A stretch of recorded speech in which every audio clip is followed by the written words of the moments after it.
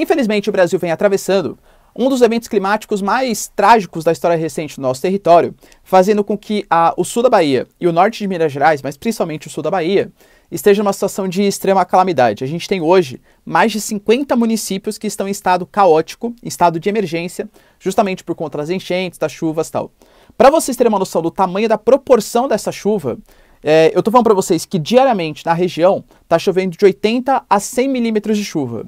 80 a 100 milímetros de chuva, para vocês entenderem, é que se eu pegasse 1 metro quadrado, ou seja, um quadradinho de 1 metro por metro, está chovendo 80 litros a 100 litros por dia. Isso é muito significativo. Por exemplo, Itamaraju, que é um dos municípios mais afetados, choveu 527 milímetros de chuva nesse período. Quando o normal, pelo menos o ano passado, que não foi o normal, foi um ano um pouco mais seco, né?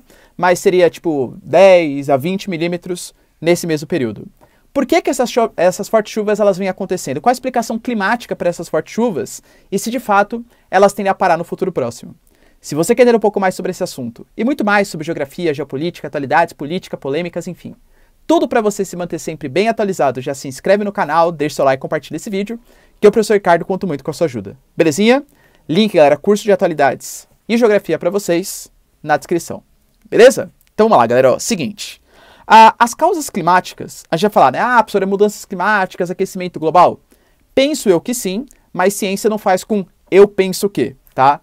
Por quê? Esses eventos extremos, eles são relativamente comuns na história evolutiva do planeta. Pô, a gente tem 4,6 bilhões de anos do processo de formação da Terra.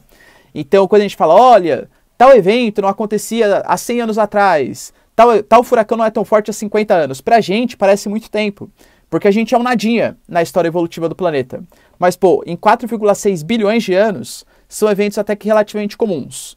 Mas as evidências estão mostrando pra gente que esses eventos estão ficando cada vez mais comuns.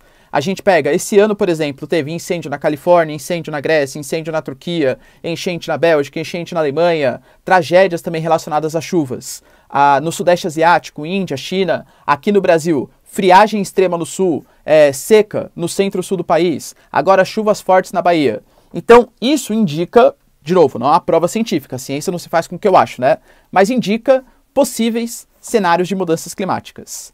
Mas, especificamente essa situação, o que causou isso? Eu diria para vocês que foram dois fenômenos. Um que é um pouco mais comum para esse período que a gente está vivendo, e outro que é menos comum, mas também não é, oh meu Deus, que tragédia, né? Qual tragédia social foi? Mas ambientalmente falando, é mais difícil, mas pode se formar. O primeiro é o deslocamento da chamada zona de convergência intertropical. Por quê, professor? A gente está chegando agora no período próximo de verão aqui para o hemisfério sul. Então o Sol, no seu movimento aparente, ele está se aproximando um pouco mais do Trópico de Capricórnio. Ou seja, o hemisfério sul está ficando cada vez mais iluminado. Quando a gente tem uma região mais quente, esse ar ele se expande, formando o que em geografia a gente chama de uma zona de baixa pressão atmosférica. O que seria essa zona de baixa pressão atmosférica? É uma região de ar quente, de ar pouco denso, de ar que está sempre subindo, já que ele é pouco denso. E como ele está sempre subindo, geralmente no sentido ciclonal, tá? Por conta do efeito Coriolis, aí se quiserem saber um pouco mais, tem aula aqui no canal de circulação geral da atmosfera, recomendo, tá? Mas sempre no sentido ciclonal, sentido de rotação, ele vai carregando muita umidade junto com ele. Então todo centro de baixa pressão, ele tende a ser uma região mais chuvosa, uma região mais instável, uma região que forma nuvens. Como o Sol está mais próximo do hemisfério sul, essa zona de convergência, essa zona de baixa pressão intertropical, está se deslocando também para o hemisfério sul, né, que a gente chama de zona de convergência do Atlântico Sul. E essa zona de convergência do Atlântico Sul, ela faz com que seja realmente mais chuvoso. Então você pega, por exemplo, regiões da Amazônia, do Mato Grosso, Tocantins, até o norte da Bahia, por exemplo, quando for um pouco mais próximo do solstício de fato, que está quase aí já, né? Já se deslocando para Goiás, Minas, é comum formar essa faixa de chuvas. É comum atrair esses ventos úmidos. É comum ter essas tempestades. Pensa, galera, o clima brasileiro, na sua grande maioria, é o clima tropical. Ou seja, chove no verão e é mais seco no inverno. Um dos motivos é o deslocamento dessa zona de convergência intertropical, tá? Então esse seria um fator que naturalmente causaria chuvas. Nosso clima ele é tropical de fato, mais chuvoso no verão. Mas somado a isso, a gente ainda teve uma depressão que se formou no meio do oceano. uma depressão atlântica. E essa depressão subtropical atlântica é mais um centro de baixa pressão, essa zona de instabilidade, de movimento forte das águas, formação de nuvens, formação de zonas instáveis, que se formou próximo do litoral.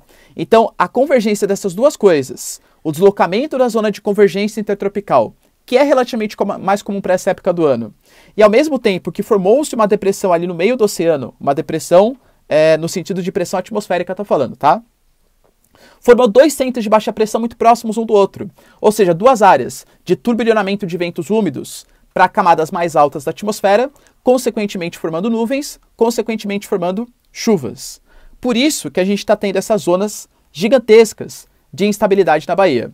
A previsão é que essa depressão subtropical ela esteja aí no seu finalzinho, né? Então ela já está se desformando, essa baixa pressão.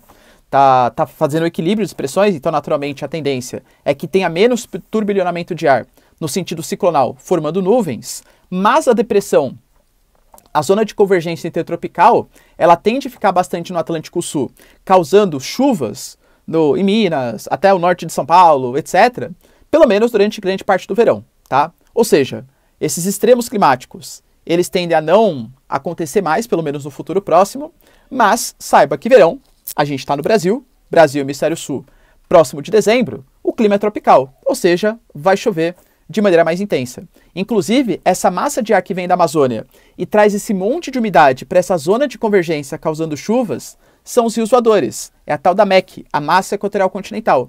A gente estava reclamando um monte porque o desmatamento da Amazônia faz com que esses rios voadores, com que essa MEC fique cada vez mais seca, trazendo menos umidade para o centro-sul do território, o que causou, por exemplo, a crise hídrica, a crise energética do nosso país, tá?